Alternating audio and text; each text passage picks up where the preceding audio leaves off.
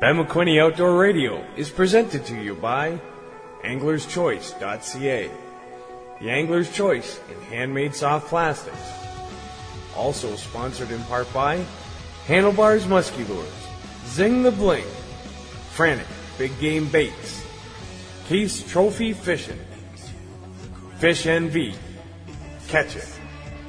You're listening to Ben McQuinney Outdoor Radio. All right, folks, welcome to another edition of Ben McQuinney Outdoor Radio. My guest this evening is a CBAF Golden Horseshoe Tournament angler and Hamilton Bassmaster member. Welcome, Mike Henderson. Mike, welcome to the show. Thanks a lot, Ben. Thanks for allowing me to come on today. It's good to have you. So, thank you. Golden Horseshoe, eh? Yeah, Golden Horseshoe. Yeah. Do you stuff that in one of the compartments in your bass boat when you're out fishing? Yeah, I wish so. I'm just happy to be involved in the CBAF. It's definitely an opportunity to get more involved with other anglers around the local community and just different communities in general. So excellent. And speaking of community, what sort of programs, or not programs, but initiatives does the Hamilton Bassmasters take on as endeavors? Well, Hamilton Bassmasters gets involved in a lot of things in the community, conservation projects. We have things in the community. We also, that's why we have a swap meet. A lot of anglers and general public can come and purchase products and look around, get involved, and meet new people and things like that. Okay, so what's one of this year's conservation projects? Do you have an example? We do some stuff around different conservation areas.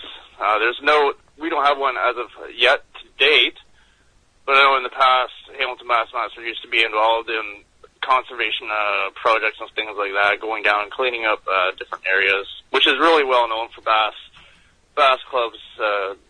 They do a lot of things like that, going down to local different community areas, and cleaning up the shorelines and things like that. So, and that's important too. You know, I can't speak for you, but I know myself. Anytime that I go fishing, I have this running joke with one of my friends that we go fishing with. If you want to know where the fish are, look for the garbage. Yeah, that can be true.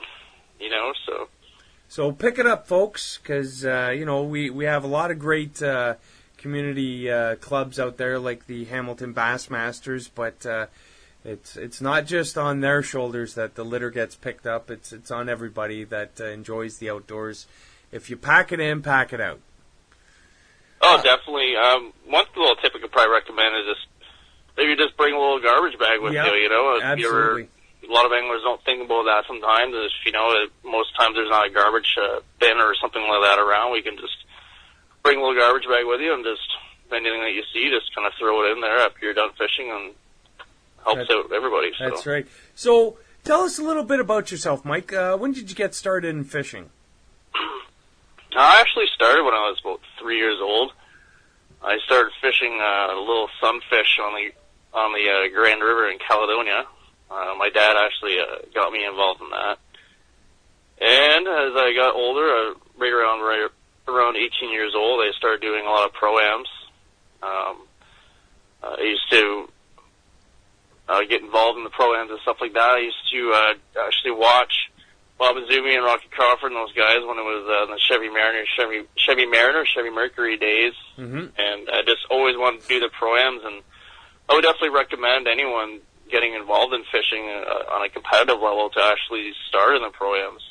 You can learn a ton of fishing information, knowledge. You have a great time. You create great relationships with people. So yeah. So I started off. It's definitely a network opportunity. Oh, definitely. So let's talk a little bit about your home chapter, Hamilton Bassmasters. How big's the roster? Our roster as of today, we were just under 40 members of last year. We are now just about over 60 members of this year. But we've grown quite a bit in the last little while. So. That's fantastic. And I noticed you guys were out there at the Spring Fishing and Boat Show in full force. And you were doing registration there as well for anybody in the area that wanted to sign up to the Hamilton Bassmasters? Yep, that's at the Ontario Bass Nation booth. All members from the Ontario Nation, they can all come there and join and meet different anglers and things like that. So, tell us a little bit about your tournament experience. Any wins or placings so far? Yeah, actually, last year I got 29th again in a Pro-Am. Top 30, nice. A lot of fun. How many anglers? Oh, I believe the number was, I know it was well over 100, that's for sure. I'm not sure exactly the number. It could have been 200, so. Excellent. What are your favorite techniques there, Mike, for fishing? I would say more or less finesse style. You know, I like to do a lot of largemouth fishing, just being really stealthy, going into really quiet areas and just flipping Texas baits, just throwing in tight cover that's really close by and being really stealthy and finesse and just kind of putting in the pockets and doing different things like that, being really tight to cover and really having to work for your fish, you know. So, Is there any tips or tactics you can talk to our listeners about? I would say if you're going in, see, that's the thing. I mean, if you're going in shallow, high sun, you have to pay attention to your conditions for sure. I would say this sounds a little bit crazy, but trying to stay as less visible as you possibly can. Just keeping quiet in the boat, keeping your rods that you're going to need close by, keeping things organized. If things get hectic, especially if you get a big one on, your heart rate's going to jump up, and you don't want to panic or blow a fish, that's for sure. So I would say probably just, have a backup rod near you. Just have all the things organized and properly that you're going to be using. And what kind of tackle are we looking at for this kind of presentation? Well, I would say any bait cast is going to be fine. Higher gear ratio is probably the best. You're going to be using a bait caster. Spin cast, you can use spin cast as well. Probably around, I like to throw 8-pound Power Pro green line. There's lots of different techniques out there now. You can use high visibility line where you can see your strike a little bit better. Might be want to tie a leader on that, so you're not just throwing a straight viz. Yeah, I mean, there's so many. I mean, just basically just use an 8-pound line, high gear ratio baitcaster, medium heavy. Yeah, so that's about as close as you can get, really. I mean, there's lots of different things that you can throw and use, and it can actually get overwhelming. For people just starting off, let's say just keep it simple. Yeah. Don't go well overboard and race through your mind. There's a million baits that are out there. Just keep things really simple at first, and just keep things simple at first and keep at it. Put your time in the water. It's probably one of the most important things is time in the water. Yeah. You can't get better if you're not spending any time in the water. So that's right. Any shout-outs you want to give? Yeah, I'd like to thank my sponsors right now, Rod Wrap, Power Team Lures, Caledonia Bait and Tackle, Steel MX Optics, Barton Radiator Works, and Mail in Motion. All right. And we'll definitely be able to catch you on some of these tournaments coming up very shortly, in 2 weeks' time, in fact. Looking forward to it. Yeah, let's get a rundown of some of the tournaments you're going to be fishing this year in case we want to go out and support you guys. Oh, definitely. On the 15th, they'll be on the Niagara River. I believe we're launching out of Tonawanda, I believe. It's in Buffalo. That's for the Hamilton Bassmaster event. And on the 27th, I'll be in Rideau, Port Perry, I believe. So, yeah, that's what's the two up start. I'll be in the Canadian Open in July. And there's other Hamilton Bassmaster events throughout the year, so which I can let you guys know about. First off, on my webpage, www.hendersonangling.com, if anyone is interested. So. All right. And I'm sure you can find some tips and techniques there. Oh, definitely, for sure. We also have the Hamilton Bassmaster website, if anyone wants to check that out. And that address is? We're on Twitter, too, as well, so anyone can check that out, or Facebook. Oh, what's the address for those, Mike? It should just be Hamilton, or at Hamilton Bassmaster for the Twitter. Through Facebook, I believe it's Hamilton Bassmasters as well. And if anyone wants to join the Bassmasters, you can contact the OBN, and that you can contact also them through OntarioBass.com, www.ontariobass.com. Cool. All right, well, folks, that's all the time we have. My special guest, Mike Henderson of the CBAF Golden Horseshoe Tournament Trail and Hamilton Bassmasters. And be sure to watch for this guy. He's definitely got his sights on some wins this year. Mike, it's been a pleasure. Thank you very much for being on the show. Yeah, thank you, Ben. Thanks a lot, man. Ben McQuinney Outdoor Radio is presented to you by AnglersChoice.ca, the Angler's Choice in handmade soft plastics. Also sponsored in part by Handlebars Musky Lures, Zing the Bling, Frantic Big Game Baits, Keith's Trophy Fishing, Fish NV, Catch It. You're listening to Ben McQuinney Outdoor Radio. All right, folks, now it's time for the Rant with Cooper Gallant. Hey everyone, glad to be back on Ben McQuinney Outdoor Radio. Why don't people fish in the rain? I know so many people that will not go fishing just because it's raining out and they don't want to get wet. For example, I had the day off school today and it was pouring out. I had planned a day to go fishing with a friend and he called me up and said he didn't want to go anymore because of the rain. So I went alone. I put on a rain jacket, put on my waders, grabbed my rod and went down fishing.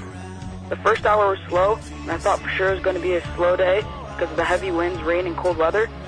But as the day went on, I started catching a ton of carp, and when you're catching tons of fish, you don't even think about the rain. I've actually caught some of my biggest fish in these conditions. You'll never know if the fishing is good or bad, so you get out on the water and try it.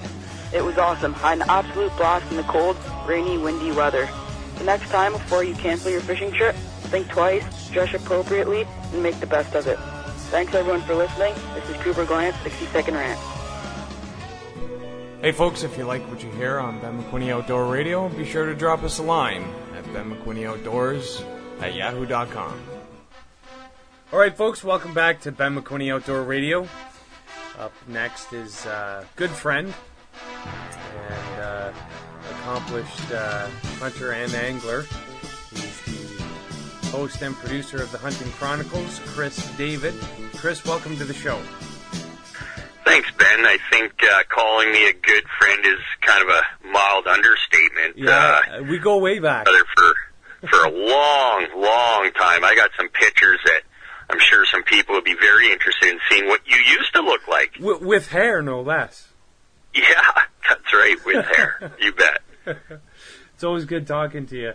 And for all of you out there listening, Chris and I grew up together in northern Ontario in Elliot Lake, home of some of the best fishing as far as we're concerned, eh, Chris? Oh yeah, absolutely. Like the trout fishing back home in Elliot Lake is second to none. World-class brook trout fishing, big lake trout. In fact, I just talked to my dad the other day, and he said that a guy caught and landed a 46-pound lake trout on Flack Lake, which I'm sure you're very familiar with, just 2 days ago. Well, and this is what I always say when I hear the name Elliot Lake come up with. I say it's the new land of giants. Yeah, you could say. I wouldn't say it's the new land. I'd say it's a well-established. There's not a lot of secrets left. I mean, we got a couple secret fishing holes for sure back home, but in this day and age with technology the way it is with Google Earth and everything else, it's not hard to find some of those secret holes we used to have now. Yeah. I like to say there's not much for secrets left, but there's still a couple spots I have. Yeah, absolutely. Northern pike, bass, walleye. You've you've slayed them all up there. Yeah, well, I mean, it's kind of hard not to. I mean, I don't know any other place. It's funny when I talk to some of my friends nowadays that I stay in touch with, and I don't know too many places where kids used to drive their snowmobiles to school and then right after school jump on them and head down to the lake ice fishing. Yeah, exactly. Yeah. Well, growing up, I can remember when I got my first fishing rod from my sister, and I was a stone throw from one of the backwood lakes there. I think it was Eston, and I jumped on my bike and just pedaled as fast as I could to get there down the dirt trail, one of the fire route trails for the bush fire brigade there, and caught nothing but rock bass and mosquito bites, but I was happy. Yeah, well, I still remember. Hopefully, Mr. Johnson isn't listening to this, but I remember cutting track practice early with a good friend of mine, Lyndon Santos, and Joe Taco. We used to take off there and head out fishing. We cut track practice early. It's amazing. We made it as far as we did in track. We probably only put in half the time we should have. So, well, tell us a little bit about the from where it started in Elliot Lake with fishing and whatnot, and how it snowballed from there. Well, actually, Ben, it started even before that. Being born and raised in southern Ontario, to be exact, East York, which is now pretty much part of Toronto. Yeah. I used to spend all my summers with my grandmother and my grandfather up in the Muskoka region, and my grandmother really got me into fishing, and she used to pretty much, force my grandfather to take me all the time. So I spent a lot of time in Bryden's Bay on Lake Muskoka fishing, and when we had an opportunity to move to northern Ontario in Elliot Lake, it was like almost like a dream come true. I mean, the fishing up there was still relatively untapped compared to today. Mm-hmm. We used to fish the Little White River and catch, up to 4-pound brook trout out of the river there. And nowadays, you really don't hear about that anymore. No. Now they're all little pan-sized fish, but the quality of the fishing when we first moved up there was phenomenal. Every little lake had decent fish in it, and my dad really started taking me out and getting me accustomed to fishing the northern waters as opposed to the southern waters, because you're using different tactics, different baits, everything. I mean, what you have in southern Ontario doesn't necessarily mean that that's what's living in northern Ontario. True. So, and then eventually I moved out west and to guide, as did you. We moved out west together. Yeah, we did. And moved to Jasper. And from there, we started guiding in Jasper National Park and really honing our fly fishing skills. And I remember coming back to Elliot Lake, and a lot of guys were not familiar with fly fishing, which is surprising, because there's so many trout lakes there that you really would think that it would be a mecca for it. But, everybody has their little systems that they use and so on. And I remember going fishing with a good friend of ours, Arnell, and he was using a bobber and worms in some of the little beaver ponds. Yep. And I remember showing up with my fly rod and chronomets, and which Brian Chan really had, all the credit goes to him for really revolutionizing that form of fishing. And so when you chronomet fish, you use a little strike indicator, kind of like glorified bobber fishing. And I remember Arnell laughing at me because this chironomid was maybe a total of half an inch in length and just tiny, and he's using a big, juicy worm. And I outfished him that day probably 6 or 7 to 1 to every one of his fish. I mean, it was phenomenal. He could not believe that chironomid fishing was outperforming live bait. And then I had to explain to him about the ecology and the plant life and insects and everything. And, you know, brook trout, about 65% of their natural diet consists of chironomid. Yeah, and so I can... It's hard to believe. Lake trout eventually move on to bait fish and stuff. But in the spring, when you see them rising, they're hitting mayflies and they're hitting chironomids. Yeah, and back in Jasper, the fishing was primarily for brook trout and rainbow, and that was one of the things that we used a lot of was the chironomids and streamer patterns. Oh, absolutely. And I mean, but when you're fishing them little beaver ponds, you know, you're not using streamer patterns, but it just shows you, you know, how things change. And, you know, I used to be just like Arnell, hucking a bobber and a worm out there, and it used to be effective. But going from catching, you know, a dozen fish in an evening to catching, you know, 30, 40 brook trout out of a beaver pond, it was incredible. Like, I mean, it was like nothing he'd ever seen before. And then I remember going to, at the time it was called Red's Little Hooker Bait and Tackle. Yep, God bless his soul. You know, unfortunately Red's gone now. Yep. And now they've got the Elliot Lake trading post there. But I remember going in, and they didn't even offer flies. No, they didn't. You know, no. And, I mean, but we learned all this when we moved to Alberta. Yeah.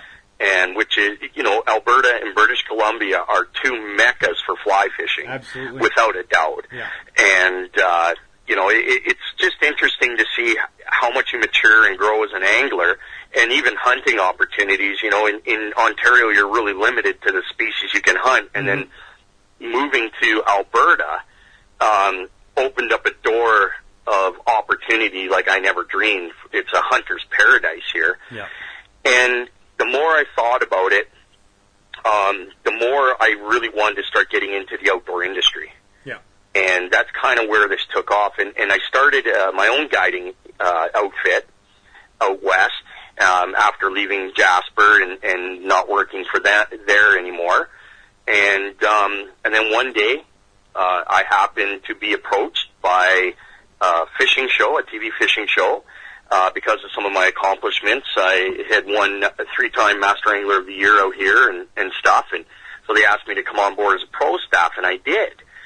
And eventually that ran its course after about 5.5, 6 years, and I just, you know, everybody was saying, Chris, you know, you're a great host, you know, maybe you should look at doing, you know, your own thing. And really that's kind of where then it took off, and I came up with the idea for the Hunting Chronicles. And my lifestyle, it revolves around the outdoors. Yeah. You know, I have a lot of accomplishments. I've harvested a lot of Boone and Crockett animals. I've taken lots of trophy fish all across North America. And I wanted to be able to share these adventures. And from all these years of doing this stuff. And so Chronicles really was, people, when they first hear the name Hunting Chronicles, they think, oh, it's a hunting show. But the hunting actually stands for Hunt for Adventure. Yeah. And that for the longest time was our motto. And over the last couple of years, we've kind of changed it to Addicted to the Hunt. Yeah. And whether it's hunting big fish or hunting wildlife, it's not just about the hunting. It's about enjoying the outdoors, period. Yeah. And we are a group of 5 guys that host this show. There's myself, there's Clay Roberts, there is Ray Hesterman, there's Jason Spence, and Kevin Spence. And together, we share our adventures. And the thing I think that appeals the most to our audience is we're all blue-collar guys. Yeah. You know, the Spence brothers, they work 4 on, 4 off at the mill or the mine. Ray has a recycling business and amongst other things, and Clay runs a fabrication welding shop in Grenfell, Saskatchewan. And myself, I'm pretty much do the show full time along with outfitting, but it's interesting, the makeup of this team. Everybody's got their strengths and weaknesses, and the way we band together and make things happen is the footage that people get to see. And as you mentioned at the beginning of the show, we are a multi-award winning program. Yeah. Last year we were voted as fan favorite hunting show of the year by the viewers, and it's a huge honor and a privilege to receive that award, because there's so many great other productions out there, and for us to win that really was something special. Absolutely, and I remember when you came down for the Toronto Sportsman Show, and I hosted you at my house. It was a pretty big deal, because to grow up together and then have one of your classmates make it to a syndicated TV show, you're like, I was awestruck. I was like, yeah, Chris David's staying at my house. He's the host of the Hunting Chronicles. And congratulations on all your awards, and it is a fantastic show, and it airs on Wild TV and other local cable networks. Correct, Chris? Yeah, well, we were actually going to be broadcasting with Global, but then, as everybody knows, Shaw Cable last year canceled all hunting programs. So because of that, now we're only available on Wild TV at this point here in Canada. We are going to be expanding into the United States. We haven't really pushed to do that. Mm-hmm. We did broadcast down there in our third year. We were down in the U.S. on Sportsman's Channel. Yeah, and then we earned a big following down there. But finances and everything. The Canadian television hunting and fishing industry is really, really saturated right now. There's so many shows out there. Trying to get sponsorship, and you have to do something that sets you aside from everybody else. And so it's tough to get the kind of money you need. I mean, the misunderstanding with people in Canada are that we're not actually paid by the network. No. We pay them to broadcast our show. Yeah. And so we have to go out and raise sponsor dollars to help offset that.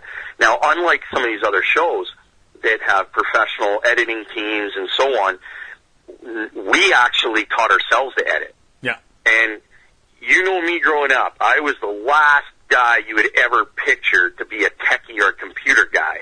Yeah. But I had no choice but to learn how to do it, because I did not have the money to pay a professional post house to edit my footage when we first started Chronicles. And that's why winning these awards over the last couple of years, there was the Impact Award, which was awarded to me for being the person or producer or individual that has made the biggest positive impact in the Canadian television hunting industry over a period of time. And to even be mentioned in the same category as guys like Thomas Pigeon and Jim Shockey and that, and to win this award, is probably one of my greatest achievements from a personal standpoint. Mm-hmm. But to look back at where I started, where I didn't even know how to edit, to the point where now, I do at least 50% of the editing on the show. Jason Spence does the other part of it. Yeah. Neither of us had a clue. But 7 years later, here we are, and now we're a multi-award winning show, and we've shown that we've got longevity and that we can entertain people, and we try not to force feed anybody anything. We just try to share our adventure, and hopefully the viewer learns something every time they watch the show. Absolutely. I think it's important. I've said this to Deb and other people. There's shows out there that push product, and then there's shows out there that educate viewers. And I got to tell you, Chris, it's just an educational series as far as I'm concerned, the Hunting Chronicles. And you got a great support circle If you got any shout-outs you want to give to, then now's your chance. Well, I mean, obviously, we wouldn't be where we are if it wasn't for our fans. So I want to say thank you very much to all of our fans and viewers for supporting us over the years, because without their support, we couldn't even have the sponsor support that we have. So, of course, I'd love to thank all my sponsors, and I'll try and do it really quickly here. We have APA Innovations, which is a Canadian company that builds bows, and they're based out of Bigger, Saskatchewan. I want to thank Goal Zero, who is leading the way, I believe, in Canada with the green energy, with portable green energy in solar panel systems and so on. I love to thank Vortex Optics. These guys have believed in us for a long time, and they support us tremendously. Love to thank, of course, Two Guys Hunting Warehouse based out of Airdrie, Alberta. These guys have supplied us with a lot of our gear that people get to see on the show. Remington Firearms and Gravel Agency, they're out of Quebec. Yep. Love to thank Wacom Broadheads. Wacom is leading the way as far as we're concerned in broadhead technology. The stuff they've come up with in the last year is just unreal. There's a big or an old saying out there that the biggest form of flattery is imitation, and a lot of other companies have been trying to imitate what they're doing. So, there really is a huge list. But there's also another shout out I'd love to give is the people that help us do these shows. There is the main host that people get to see, but then there's our field host team. Michelle Roberts, Clay's wife, she works very hard in the field to help us achieve some of the footage. She runs camera from time to time, takes care of a lot of other little things. Kevin Wilson, renowned award-winning outdoor writer, and his wife Heather for the work that they've also helped put in. And, of course, Serengeti Fishing Charters for bringing us out last year. Pacific Outback Resort for bringing us in and helping us achieve some of these episodes. And a big shout-out goes to a good friend of mine that a lot of viewers in Toronto may remember. His name is Jake Edwards, a.k.a. The Champ. Yep. Yeah, he does some of our voiceover work. And so, you put all this together, and you have a winning team. Absolutely. What's on the horizon, Chris? Well, I've been talking so much here about Chronicles, and, it is my true love. It's, next to my wife and my kids. But every now and then there comes a time where it's, you look for a new project, something. I mean, we've established that Chronicles is successful and award-winning, that's fine. But I'm looking for a new challenge, and I'm going to be starting a new production here. In fact, we've already begun filming and for it, and it's called No Limits TV. And it will involve the great outdoors as we know it, not just in Canada, but parts of the United States. Majority of it will be Canadian, probably a good 90%. But we do have open invitations into the U.S. To go and do some filming, which we will definitely take advantage of. And we have a new group of people that are going to be part of that. It's a project that I'm doing with a gentleman by the name of Eric Wakeford, who I met a few years back. And we've decided that we're going to go out and throw another show out there and hopefully get the same support for it that we did with Chronicles. And so far, we've just received nothing but great praise. And the beautiful thing is, it's not like it's another show with nobody that's known on it. I mean, it's the show. I'll be hosting the show myself. And so the same people that follow us with Chronicles, I'm sure, are going to follow us with this new show. It's definitely going to be pushing some envelopes on a few fronts. We are going to be having a ton of fishing on there, all over the place. I mean, fishing for shark to right up to muskie, northern pike. One species, a couple species we won't be targeting, and this might upset a few people, is bass and walleye, but, there's enough shows out there that concentrate on those species. Uh-huh. And we just felt that we wanted to tackle the big fish. Yeah. We wanted to go after sturgeon, big channel cats, muskie, northern pike, huge lake trout. We're not even going to be targeting brook trout. We're not going to be targeting rainbows. We're going to be going after big Chinook salmon, blue tuna, bluefin tuna, blue sharks off the coast of British Columbia. And it's going to be filmed with more of an adventure than a lesson. We're taking a page right out of River Monsters, so to speak. We're going to talk about the history of the fish, some of the legend, the lore, as we're catching these huge leviathans. There's so many rumors about muskie. Will muskie attack people? Well, that's part of what we're going to be showing. Got underwater gear, designed specifically for picking up certain things, and we're really excited about the footage we're going to be able to put together and to show the viewer. And we're very fortunate to have a gentleman by the name of Dion Turner doing the editing. Dion has actually worked on motion movie pictures that you've seen in Hollywood.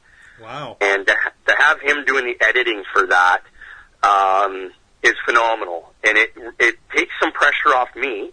Yeah, I don't have to do the editing for this, and I just have to concentrate on getting the quality footage. So,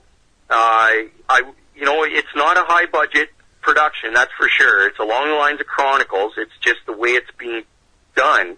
It will definitely have a high-budget feel to it.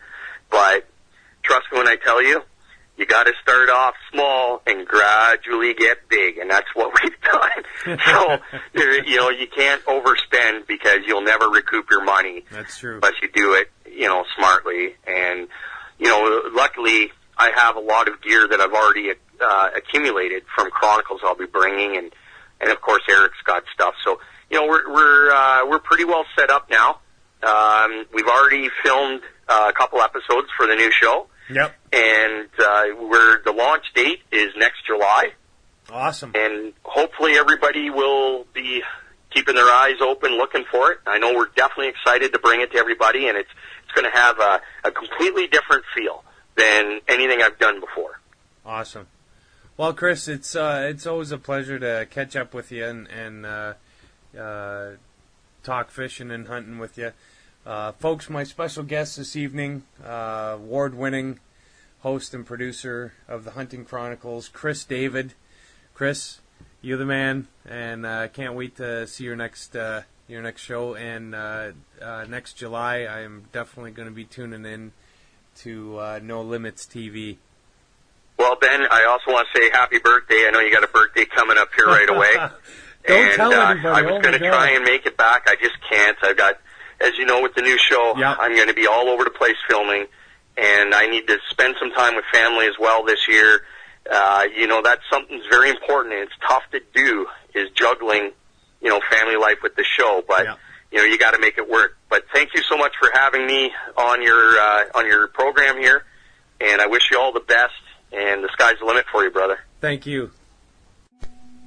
Ben McQuinney Outdoor Radio is presented to you by AnglersChoice.ca, the Angler's Choice in handmade soft plastics.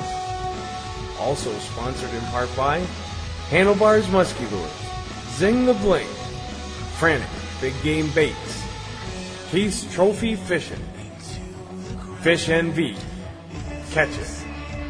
You're listening to Ben McQuinney Outdoor Radio. Musical consideration provided by Animal Confessions. Bright Light, Dark Eyes is out now. Buy it at www.animalconfession.com.